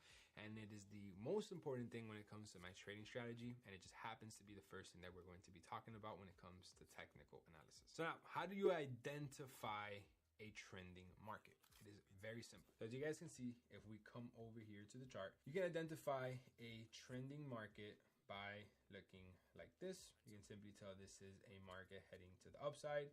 because it is clearly heading to the upside.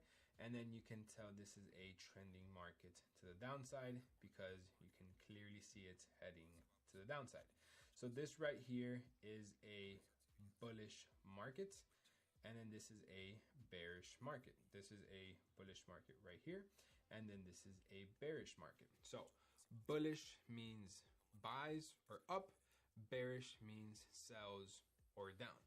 And this right here is consisted of different types of words that make it a bullish market or a bearish market. And this is going to be higher highs and higher lows. Let me just type it in. So I need you guys to understand these principal rules right here of identifying a trend. And this is that a bullish market is obviously buys and means that the market is heading to the upside. And this market is consisted of higher highs and higher lows, which is a short abbreviation is HH, which is higher high, and then higher low, which is abbreviation for higher low. So then a bearish market is obviously for sells and indicating that you're going to the downside. And this is consisted of lower lows and lower highs. Obviously the abbreviation for LL is lower low and the abbreviation for LH is lower high. Now I want you to remember it is impossible to have a bullish market without a higher high and higher low. And it is impossible to have a bearish market without lower low and lower highs. It is absolutely impossible. Same way how it is impossible to have a ocean current going east without the waves creating the crevices going east. And it is impossible that the ocean current is going west without the ocean crevices going west. It is the same exact thing. And this is how you identify whether the trend is bullish or whether the trend is bearish. Now, this is going to be very important that you understand this, because when you mark off the higher high and higher low, which I'm going to show you in just a second, you're going to be able to tell when the trend changes from bullish to bearish or from bearish to bullish. But the only way for you to be able to identify that is if you can identify the higher highs and higher lows. So let me explain. Higher high should be very self-explanatory, and that's pretty much going to be the highest high point. So that is going to be off of this point right here, and we're just going to double click this line. We go to text and we simply just type HH inside of this box right here, which is going to be the abbreviation short for higher high. So we know that this is the higher low. And where is the higher low? Well, it's the last higher low, which is going to be this point right here. So I'm simply gonna copy and paste this line. We come here and we click and adjust as a higher low.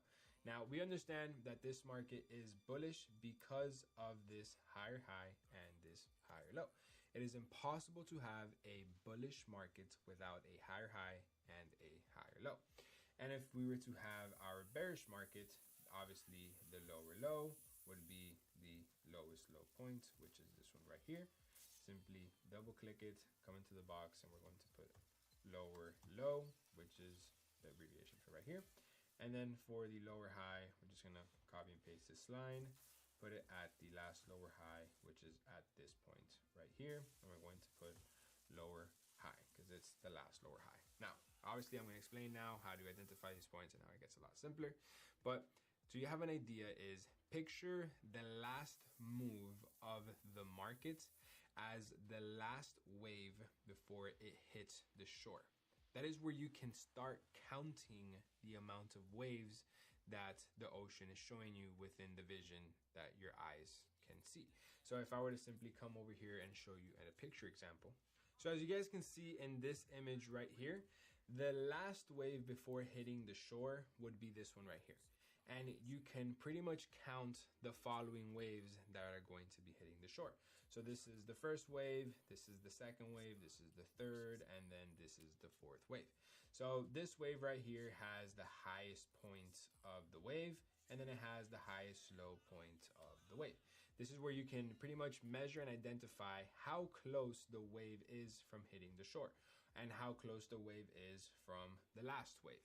It's a way for you to tell where is the highest point of the wave and where is the highest low point of the wave. Obviously in this example of the market going to the upside, and then we just simply flip it over vice versa for it heading to the downside. So we know that this is the closest wave to hitting the short. So when we go back to the charts, this is the closest market structure trend to being at the live price. So now that we understand that it is impossible to have a bullish market without a higher high and higher low, and it is impossible to have a bearish market without a lower low and lower high, let's just remove this, right? So we can focus on what matters, which is the trend. So let's say this market creates something like this, and it does this. Well, this means that this market has clearly now created a new higher high. So we have to adjust our higher high to the new highest high point. And then the higher low, we have to adjust to the newest higher low point, which is going to be this point right here. And then this market can pretty much do this forever as long as it continues to go to the upside. And this market will remain bullish as long as we remain within the higher high and higher low. Meaning this market is bullish permanently forever until we are above the higher low point. The moment we close under this line and the market does this, we have now shifted the trend of the market. So now this market is no longer bullish. Now this market is bearish. There has been a change in the trend. There has been a change in the currents. I'm sure we're all familiar when we've been at the beach. Sometimes the waves are coming to the east and sometimes the waves are going to the west. And if you guys have been at the beach long enough, if you go early in the morning, the waves are going a certain direction because it's getting the overnight current. But then towards the afternoon, when it comes to sunset, the waves are now going in a completely different direction because the current has changed. Well, this is exactly what happens in the market. The market could be going to the upside and then it can change to the downside. And the way you can identify the trend shift is by these higher highs and higher lows. And this is how you can understand where the trend is going, if the trend is going up or if the trend is going down. And then this right here will be pretty much the same exact thing when the market is to the downside. As long as this market stays in between the lower high point and it does this, this market will continue heading to the downside, and this will turn into the new lower low, and then this will turn into the lower high.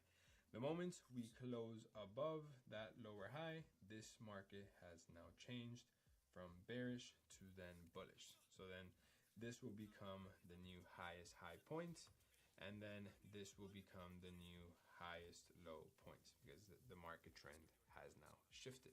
And again, I'm going to get into a lot more detail in this later into the video. I want you guys to understand how to spot a trending market. Now, these trending markets are in absolutely every single pair in the market, every single time frame, everything, right? They come in all different types of shapes and sizes. Same way as the currents in the ocean. Whether you see big waves or whether you see little waves, whether you're looking at a very small section of the ocean or whether you're looking at the whole entire ocean, there is currents all throughout the ocean.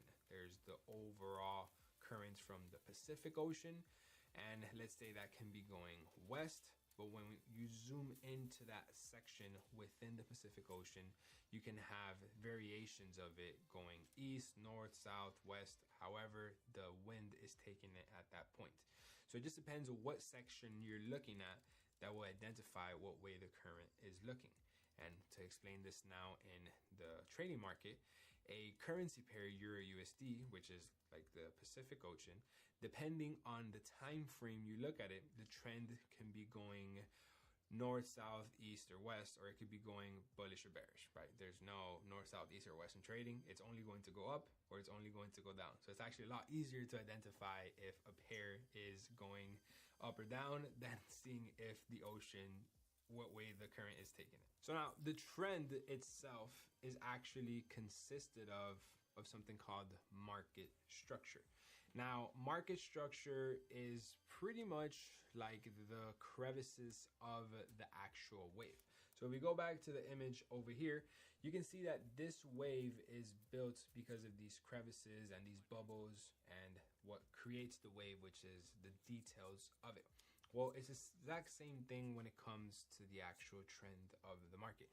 The market is built off of details, and those details are called market structure. And market structure is what we will be trading. And what you're currently looking at is market structure. And market structure is every single point that looks like an elbow, that looks like a triangle, looks like a pointy thing, however you want to identify it. Every single point that looks like this is consisted of market structure. And as you can tell, the market is heading to the upside or heading to the downside because of these market structure points. This is where it identifies where the market has had a rejection from that point, whether it's to the upside or whether it's to the downside. Let's say this market right here decides to then do this. That has now created a market structure point. This, as of right now, is not a market structure point. Why? Because it has not created the actual market structure point. This right here can simply continue heading to the downside, and then from here, it decides to then do this. Well, now this is a market structure point. Not these points in the middle where there is no elbows, where there's no triangles, where there's no pointy sections. That is not market structure. That is just price action. Price action is just the price going up or price going down. Now, when price goes up and when price goes down, it leaves a trail. And that trail is consisted of market structure. And every single point the market has a reversal point is a market structure point. Same thing from here when we are headed to the downside. Every single one of these points are going to be market structure. Not this zone right here in between. This is not market structure. This is not market structure. This is not market structure. This is not market structure. This is not market structure. Market structure are these pointy elbows that the market has had a reversal, indicating that it is going to continue to the downside or continue to the upside. It's wherever the market has had a reaction from. This is going to be very, very key because we're going to be entering trades off of market structure. So if you're tired of me saying market structure, just hit the subscribe button, because I think I said it 100 times. And the reason why I said market structure points so many times is because it's going to lead us to our next point, which is going to be support and resistance. So now, remember, support and resistance, if you were to think about it, having nothing to do with trading, what does that mean? Well, if I were to want to push off of this table, I'm using this table as support to then go to the upside. If I want to pull myself down, I will use the bottom of the table as a resistance area to then push myself down. So you are using support to push yourself up, and you're using resistance to push yourself down. Well, this is exactly what the market does. The market uses support points to bounce and head to the upside, and then it uses resistance points to reject and then head to the downside. If you're buying, you're using supports. If you're selling, you are using resistance. Resistance is to go down, support is to go up. If you're going up, you're buying. If you're going down, you're selling. And this is very simple because an area of support can be used as resistance, and an area of resistance can be used as support, just as how I use this table. I use it as support to push myself up, and I use it as resistance to pull myself down. It is the same area, and I use it as support and resistance. So if we come to the market now, and we were to identify a chart, we would come here, and we can simply see that a support level would be where the market has had multiple rejections from. So this right here would be a level of support, because you can see this is a zone where the market has rejected multiple times from. This is a level of support. And then this level right here, clearly the market has rejected multiple times. And this is a level of resistance. Now, keep in mind, it's never going to be perfect right to the T. Obviously, the market moves in candlesticks, so you're going to probably have a little bit of margin up, margin down, but we'll get into more details there. But level of support is where price has rejected from the bottom to push itself up, and then resistance are where price has reached the roof and has used it to push itself down. So for example, if price were to be here right now, it would use it to then push itself down. And if it were to come to this point, it would use this point as support to then push itself up. So this is a classic level of support and resistance. And this is extremely important that you understand what is a resistance level and what is a support level, because we are going to be entering our trades off of a support or off of a resistance level. As if I were to have to push myself up, I would need something in order to push myself up. I can't just push myself up out of thin air. I'm not Superman. I don't have those powers yet. I need a platform to push myself up. So I need to identify the platform that could withstand my weight to push myself up. If you're looking to buy a trade, you need to identify a strong level of support that is going to withstand the market and push your trade to the upside where you're looking to buy, where you would make money. And this leads me to my next point, which is going to be area of interest, or also known as a level of supply and demand. As you can just see, I've identified this table as an area of interest where I want to use it to push myself up or pull myself down. This is my area of interest, what I'm going to be using. Now, this is exactly the same thing that you will be looking at the markets when you're looking to buy or when you're looking to sell. An area of interest is an area that you want to identify strongly to go up or strongly to go down. So if I were to show you right here when we come back to the charts, you can see that if I were to be having this spot right here, price having a pullback, I would identify this as an area of interest, because every single time we come to the zone, we are rejecting and we're going to the upside. So I would place a buy here. And if the next time we come to this point right here, I would use this as an area of interest because we have clearly rejected it multiple times, where I'd be interested in selling it to the downside. Now, the only way you can identify an area of interest is if you have a minimum of 3 market structure rejections. So this right here is a perfect example of an area of interest because we have more than 3 market structure rejections. As you can see, this right here is a market structure. This right here is a market structure. And then this right here is a market structure. So if we were to come back into this point, this is a valid area of interest. Same thing if we were to come here as resistance, this would be a valid area of interest because we have more than 3 touches from this level of resistance, which would be qualified as our area of interest. So an area of interest has to have more than 3 touches to be a valid area of interest. A minimum of 3, anything above 3 is obviously better. The more, the better, because it means that it is more respected. So when you're going to use this as an area of interest, it's going to work to your advantage a lot better. So you want to make sure that you're using the current price as an area of interest. So for example, let's say if you were to have the chart like this, and if you were to only have these 2 and you would not have this and you wouldn't have any of these, you cannot use this as an area of interest because it only has 2 touches. It does not have 3 touches. This is a touch as a support level. But since you are at a resistance level, you're interested in selling. So you need 3 touches of the resistance level to then enter the trade. You can't use a level of support to add as 3 touches. That simply just makes no sense. You want to make sure you have 3 touches of the resistance level in order to take the trade. If you don't have 3 rejections previously, you simply don't have a valid area of interest. Even where price is right now is not considered a rejection because we don't know if this has rejected it. We're looking to enter the trade before it does.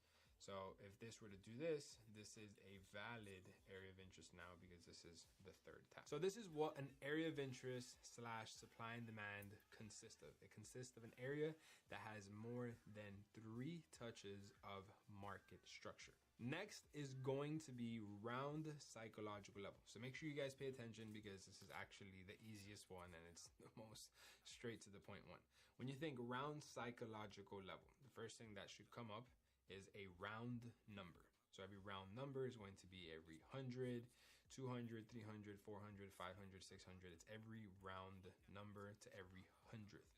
So this is exactly what we look for in the charts, because the markets have reactions from these round psychological levels. Think about it. Let's say you were to be a institutional bank where you are moving trillions of dollars every single day. Do you think that you would decide to liquidate your positions at a random price point on the chart? Let's say 1.5321. No, that's not ideal. You want to liquidate your positions at a round psychological level, so all your positions are closed equally and you have everything organized. So you would close your position at 1.5 thousand. That is a round psychological level. Or you would close it at 1.5500.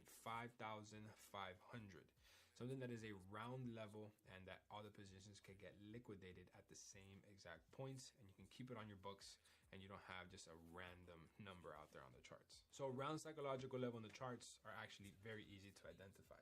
All you have to do is get your horizontal line, and you can simply just throw it wherever in the chart. And you double click it and you will go to coordinates, and when you are in coordinates, you simply round it to any 100. So for example, this is 1.77102. You want to round this off to 1.77100. So you would round it off to the 100th, and you would simply click OK. And you can see how now it pops up on your chart as an identified round psychological level. You can come here, throw it another again randomly into the charts. You would go to coordinates, and you can see here how we have 1.76805. So you would erase the 5, you would put a 0. Now you have a round psychological level, 1.7800. And you can pretty much just do this on every 100. It's very simple. It's almost kind of fun. 1.76353. So you want to round this to the 100. So obviously this is above the 50 mark. So you would round this off to the 400. Or if you want to round it off to the 300, or because where you placed it, it was above 50, you can then round it off to the 400. The point is that you need to have it closed at a round psychological level. It is every round number. You don't want to have a bunch of random numbers. You want to keep everything very clean, very straight to the point. So now that we understand round psychological level, the next subject is going to be the Japanese candlesticks. So Japanese candlesticks is what we have been looking at in the charts. There are these candlesticks, these boxes that they're blue or green when going up and red when going down. This is very important because these are the candlesticks that we will be trading when you're looking at price action, when you're looking at the market trend. Everything is going to be based off of these candlesticks. So it's very key and very important that you pay attention to how these candlesticks work. So let me explain to you how these candlesticks work, because these are the candlesticks that leave the trail on the charts, that leave the footprints, leave the patterns. This is everything that we will be basing our trading strategy on, and how you're going to execute trades on the market based off of these candlesticks. When you have these candlesticks all accumulated, and they create a trading strategy. So if we look at this image right here, this is what a candlestick consists of. A candlestick consists of a high point, consists of a close point, an open point, and a low point for a bullish candle, and then a high point, an open point, a close point, and a low point for a bearish candle. So every single candle has to open, and then it has to close, and every single candlestick has a high and has a low, or a low and then a high. It's the same exact thing, just one is bullish and one is bearish. So as you guys can see right here, this green box is called the actual candlestick. This is where price opened, and this is where price closed. Now this can be the 1 hour, the daily, the weekly. This candlestick that we're looking at can be in absolutely any time frame, because every single candlestick is the same. The only thing that changes is the actual time frame, but what the candlestick consists of is the same for every single different time frame, and we just discussed the time frames earlier in this video. So this high price is the trail of where price was. So this candlestick, well, this box was actually up here at one point, and then price was pulled back, and that wick is the trail of where the price was. So this is where price had pushed up to, and then price came back and it closed at this point. So as well, from this point, when price opened, price actually pushed to the downside, but then the buyers came into the market and then pushed the price to the upside. But this is where the price closed, leaving a wick on the bottom and a wick on the top. The wick is pretty much a different term as used for trail, because let's say that I were to be at the beach and I were to get a stick and I simply move the stick up on the sand and then I move it down, you guys can see that there is a trail that I left with the stick. But where I last leave the stick, that's where the stick stays. Well, that's when price opens, it goes up, it leaves a trail, and when price goes down, it leaves a trail as well. And where the price last closes, well, that's where price stays. So these wicks on the high or on the low is the trail that the actual candlestick has done within that hour of whatever time frame you are looking at. So let me actually just show you in the charts right now. So this candlestick right here, which is the last candlestick, this candlestick had opened at this point right here, and then price had been pulled down just a little bit, and then price was pushed all the way up to the upside to the high of that wick. Then a little bit of sellers came, and then this is exactly where price has then closed. So when the next candlestick opens, it is going to open like this. It's going to open where this price was closed at last. And let's say as soon as it opens, it decides to go to the upside, but then it decides that the sellers are stronger and it's going to push down. It simply can't just like this because the price actually pushed up. So it's going to leave a wick at this point right here. And this is where the price was at. So if price pushed all the way up to this point and then it pulled back down over here, then that is the trail that this price leaves. And if this keeps pushing down to, let's say, this point, and this is the lowest point this candlestick made, but then it decided to pull all the way back up to here, well, it's going to leave a trail, which is the wick, that the price made it to that low point when it was fluctuating. So this candlestick would have done all of this within the daily time frame, meaning it decided to move up all the way to this point, low all the way to this point, and then close at this point within 24 hours of this candlestick. And then let's say the next one, it opens where this one closed. So if this one closed at this point, then the next one will open here, and let's say it goes a little bit to the upside. So then this would be the highest point it was. And then let's say it just decides to push down, it will leave a little tail right here. And then we will continue to then head to the downside. And let's say it goes all the way up to this low point, and it decides to have a little bit of a pullback to, let's say, that point right there. Well, then this would only have a wick this size, like right there. And then at the next candlestick opens where it closed. If it closed here and then it heads to the upside, but first it did a little bit like this, well, then it will leave a little bit of a wick to the downside at this point right here. And then if it closes to the upside, let's say it went all the way up to this high, that's the highest point that candlestick made, and then it decides to have a pullback to this point, well, then it will leave a wick right here, which is going to be the trail that that candlestick has left. So basically, when a candlestick opens, it's going to push up or down, and wherever it decides to go, it's going to leave a trail, which is going to be the wick. So now that you understand how the candlesticks work when they open and when they close, and the trail that they leave, it leads me to my next point, which is going to be candlestick patterns.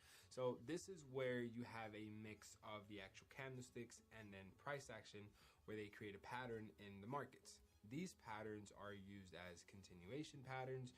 They're used as reversal patterns when you're taking a trade. You're going to add this as a confirmation or another reason to take a trade, because you're seeing this pattern happen time and time again.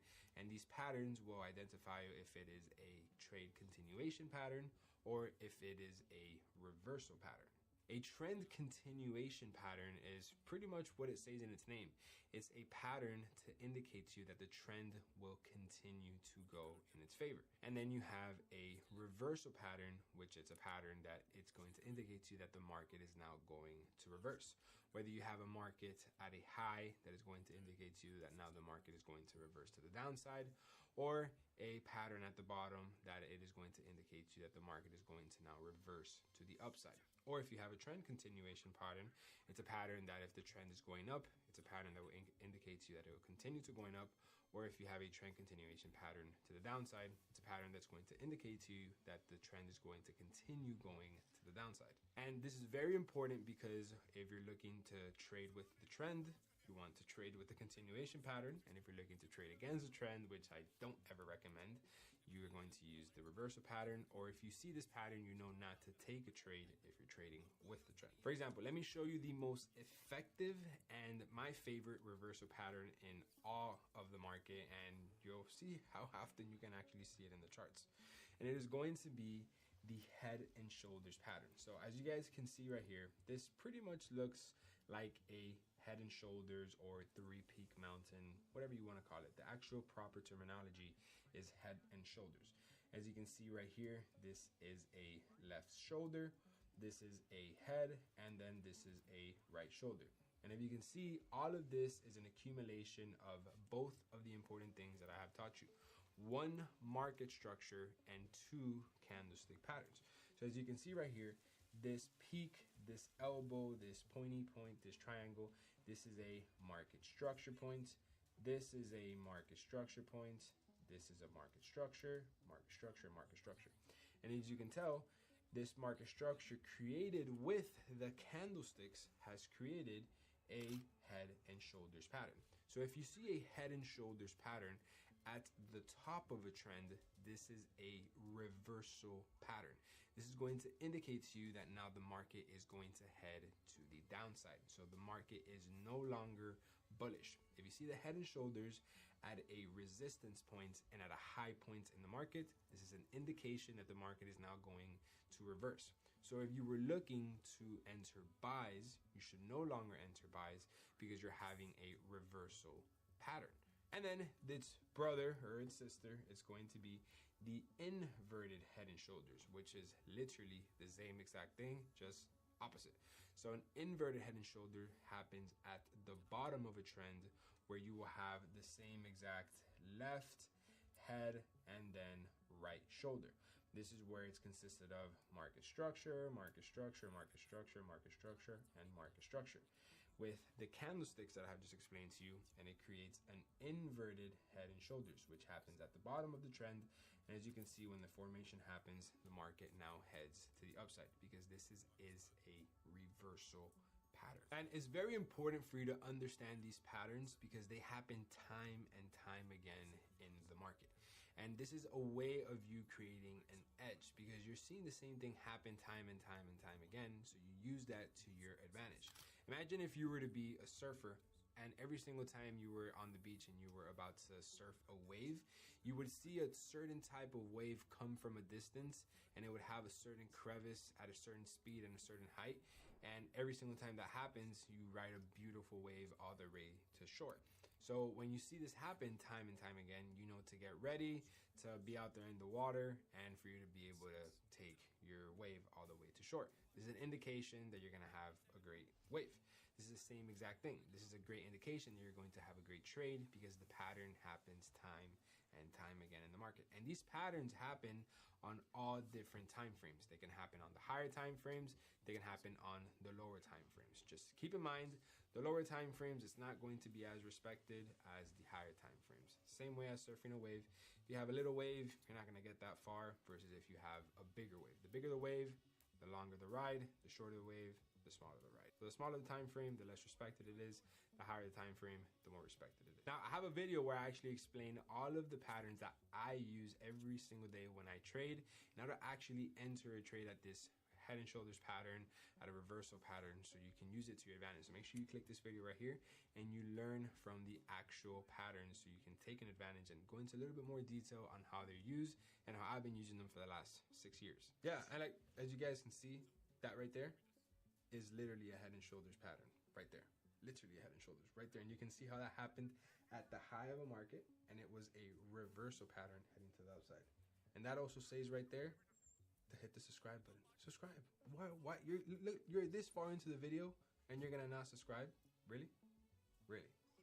So now that we understand that, our next topic is going to be indicators. So a lot of traders have a fantasy indicator, 100% win rate indicator that will indicate to you when to enter the trade, when to get out. It's going to do all the work for you, blah, blah, blah, blah, blah, blah, blah.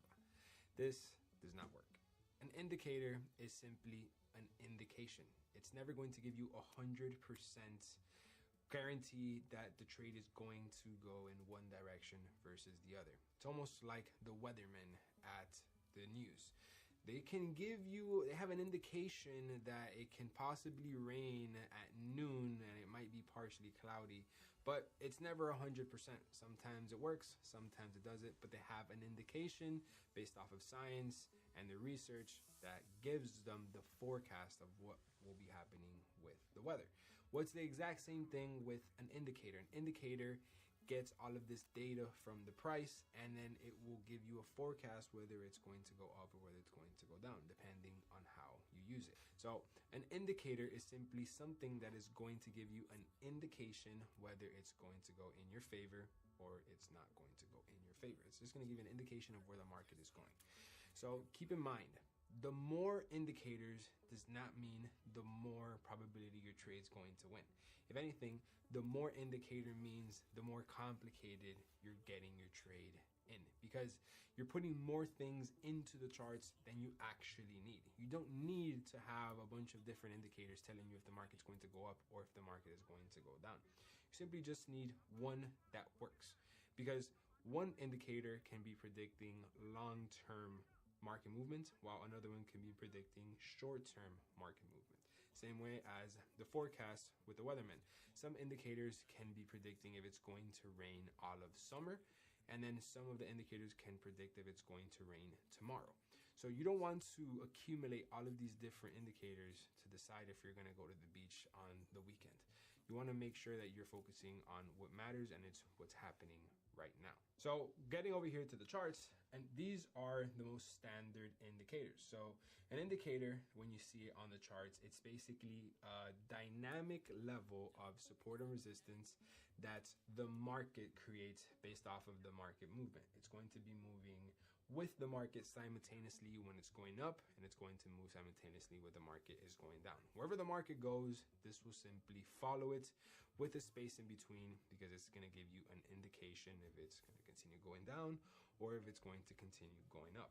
A lot of traders use the indicator whenever it's above to buy or whenever it's under to sell, but it's not that easy. It actually goes into a lot more detail than that. So as you guys can see in this image right here, this is how you don't want to look when you're trading indicators. People go absolutely nuts thinking the more indicators that they have, the more money they're going to make.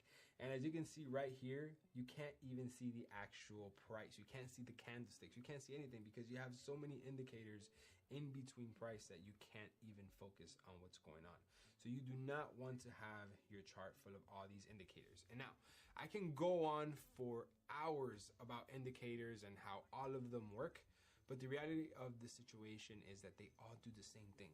They just give you an indication if it's going to go up or go down.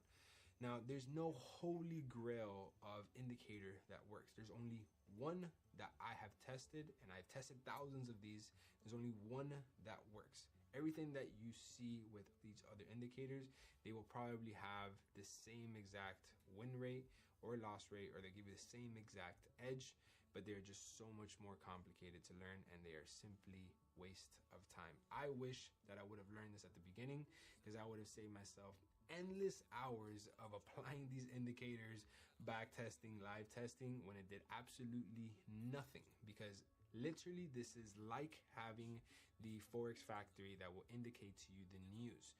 You can read as many news as you want. You can literally be a you can literally be right there as soon as the news come out, but you will still not be able to use it to your advantage because you don't know what's going to happen in the news. It's the same exact thing with this. You can have as many indicators, the best one, but it simply will never give you exactly what you need. The simpler, the better. Now, many of these indicators can be like EMA, which is short for exponential moving average. It's just a moving average that goes exponentially with the price. It's very self-explanatory. Next is the RSI. So RSI will indicate to you when the market is overbought or when the market is oversold, basically indicating to you that if the market is oversold, it's a great time to buy, or if the market is overbought, it's a great time to then sell because its price is too high or price is too low, which we all know that the market can never be too high and it can never be too low. So the RSI indicates to you that it's too high or that it's too low. Obviously that doesn't work well. And we also have Bollinger Bands. Bollinger Bands is pretty much bands that trap price as it goes up and trap price as it goes down. And whenever the price hits the top of the Bollinger Band, you should sell. And whenever price hits the bottom of the Bollinger Band, you should buy. As well, it's a very delayed process. It doesn't work and it just simply makes your chart look very ugly. So to summarize, you don't need any of these. They're very excessive, they're delayed, they don't work, and they simply complicate your trading. An indicator is cool, but it's not the holy grail. So stop getting shiny object syndrome and getting clickbaited into one of these videos saying that they have the best indicator. I am here to tell you that you do not need that to succeed, and it will simply not work. I have tested it out. I have done as many research as I can. I've even tried to automate this and put money behind the research on a proper indicator, and it simply doesn't work. The next topic that I want to get into is going to be Fibonacci retracements. Now, disclaimer, I do not use Fibonacci. I have not used it since I began my trading journey, and I have not used it at all to become successful. I just feel like it's good for you to know what it is. So when you hear about it, you're educated, but I want you to know that you do not need this to succeed and you do not need this to make money in the markets. This is the same thing as a indicator. It is very delayed, it's very fugazi, and it does not work, and you will have no use for it. But I think it is important that you should know what it is so you're just simply aware of it. So Fibonacci itself actually goes back many, many years. And it is a mathematical equation where it's a sequence of multiple numbers getting added up, where you can pretty much predict certain movements in the future. It goes into a very spiritual depth. And some traders created that mathematical equation and then created a tool, which is the Fibonacci retracement. And the Fibonacci retracement pretty much indicates to you how far back the price can then pull back to then head in a certain direction. Now, this is extremely subjective because you can throw the Fibonacci tool many different ways, and there's not a certain way you should, and there's not a certain Fibonacci number that you only take the trade in. They put many different zones to take a trade, so it is extremely subjective, and I personally have no use for it, and it makes absolutely no sense. Let me explain. So as you guys can see right here, this is a Fibonacci retracement. So this is a bullish market heading to the upside, and then we are expecting for price to have a retracement to then go to the upside. As you can see right here, this is the beginning of the Fibonacci, and then this is the ending of the Fibonacci. This is the retracement that we are anticipating for the Fibonacci to happen to either the 50, the 32.8, or the 23.6. And then we will then have the push to then the 1.68 into the 161.8 as our take profit. Now, this is extremely subjective because you can throw the high to the wicks, you can throw it to the bodies, you go from wick to body, body to wick. It's just simply complicated. And if you notice, there's multiple zones you can anticipate the pullback to come in. You can anticipate the pullback to come here and then go to the upside, go to the second zone and head to the upside, or go to the third zone and head to the upside. So how do you know if you should enter the trade here, here, or here? So they pretty much set 3 different zones for you to enter the trade. It just simply doesn't make sense. Fibonacci retracement is pretty much when price is having a pullback. You just simply add the Fibonacci to add a confluence, but it makes absolutely no sense. And all of these numbers, they come automatic when you go to TradingView. So if we come here to TradingView, and if we were to come over here to the actual pattern section, you can see how we're going to have a Fibonacci retracement. So right here you see Fib retracement, and you can start it from this point all the way up to this point, and this would be interested for a buy. So as you can see, we would pretty much have this area right here. We'd have a Fibonacci retracement, and then this is what we would anticipate. Simply makes absolutely no sense, and there would be absolutely no use for this ever. If I were to show you an example of how they use the Fibonacci, they would simply grab this tool, and I almost have like cringing like using this right now because I haven't used this in so many years, but I'm just literally doing this for you guys so you guys can understand. So they would throw it from the wick point right here, and then they would drag it all the way up to the high of this wick right here. I'm just gonna move it to the right so you can see the numbers. They would say, okay, yeah, this had a Fibonacci retracement to the 50%, and then it headed to the upside, and you can see it hit the take profit perfectly at the -27. Makes absolutely no sense in my opinion. Like I can't believe I just did that. That goes against my whole trading philosophy. I do not watch this back. I hate this that I'm explaining this. I'm just doing it for you guys so you guys are educated and you guys don't waste any time. I wasted a whole year and a half trying to figure out how I was going to become a mathematical genius using this. It did nothing for me. And what I just showed you guys was a winning example. Everything will work with a winning example. I can show you all the EMAs that work after it already happened, but in real life trading, this doesn't work. Now moving on to the next topic, and that is going to be back testing. So back testing is very commonly used as beginner traders because you want to back test that your strategy or your theory works. It's pretty much a freebie to see if you can make money with this in the future. So you're using the previous price data to see if you can make money with the future price data based off of what you back tested the past. And this is because history tends to repeat itself very often in trading. And not only in trading, but pretty much in life as a whole. Like we back test every single day without even noticing. As simple as when we go through traffic every single day. If we know yesterday there is a certain section when you're going to work or when you're going home that the road is closed, well, you back tested that yesterday, so now when you're gonna do it in the future, you're gonna go around that area to somewhere else. For example, it's when you want to go somewhere and it's traffic hour, you know not to go somewhere at a certain time, or you simply can't go somewhere at a certain time because there's traffic. How do you know there's traffic? Because you've back tested it, you've gone through the live market, you've been through the traffic. So you know that if you want to go somewhere when it's rush hour, it's going to take you a really long time and it's going to be a waste of time. So what do? You set yourself up for success by knowing when the traffic is going to happen. You then only go do things when there is no traffic. So the same thing happens in backtesting the trades. You backtest what is going to happen and then you use it to your advantage. So when you are looking for something, you know exactly what to look for in the future because you have just backtested it. So the way you do backtesting in TradingView is actually very simple. So you would come here and you would click this replay button.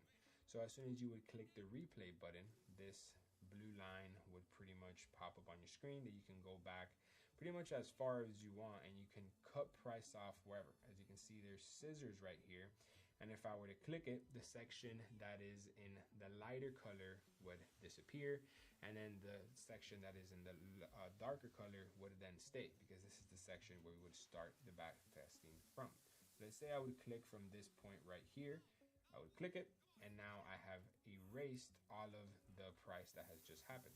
So let's say I want to test certain type of candlesticks, certain types of patterns and rejections. I would pretty much build my trading plan based off of that. And then I would simply click play on exactly what would happen. So let's say right here, I would anticipate a break and then a retest pattern to head to the upside. Then I would use that to my advantage so I can see if this pattern will then happen. I see a break, I see a retest, previous structure points, round psychological level, and then you would play it and then the trade would play out. This is how you can see the patterns happen time and time again. Now, I personally do not recommend back testing at all, simply because I think it is a very easy way to create an illusion of how fast the trades can play out. Because if you just notice what we just went through right now, if I were to use the measuring tool, we just went through 11 to 12 days worth of price in literally 2 seconds. And the psychology of a trader that has to hold a trade for 12 days is not going to be the same psychology of a trader that just back tested for 2 seconds. A trader that just back tested for 2 seconds and the trade played out that fast is going to think that that is exactly how it's going to happen in the live market. And that is not how it's going to happen. You have to wait 12 days, meaning it's almost 2 weeks from the moment you take the trade. And that requires extreme amount of patience. And back testing to me is pretty much damaging your self-confidence and damaging your psychology, even though it's supposed to make it better. But what you're doing is you're creating an illusion of how the market should play out in terms of speed, because you're seeing how the market is going to play out in terms of technical analysis, and that is cool. But when it comes to speed, that is what traders struggle with the most, waiting for things to happen faster than they should have. And that is because trading is 80% psychological and 20% technical. That's the stat that the big institutions say. I think it's almost 95% psychological and 5% technical. Because when you learn how to read the charts, it's like learning how to read a language.